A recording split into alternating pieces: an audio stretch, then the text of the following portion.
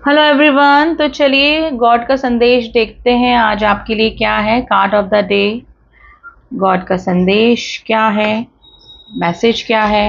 I hope आपकी कोई problem solve हो जाए इससे। Silence, learn the language of silence, it spent more than 1,000 word. देखिए अगर आप किसी से कुछ प्रॉब्लम चल रही है, आर्ग्यूमेंट चल रही है, तो शांत हो जाइए। शांत रहकर ही आप उस पर्सन को जवाब दे सकते हैं। ज़्यादा आपको पैनिक नहीं होना है।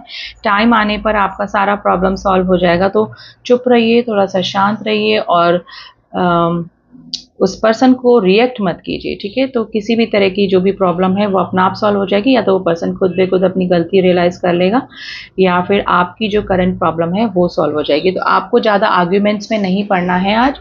ये आपके लिए एडवाइस आई है गॉड की तरफ से, ठीक है।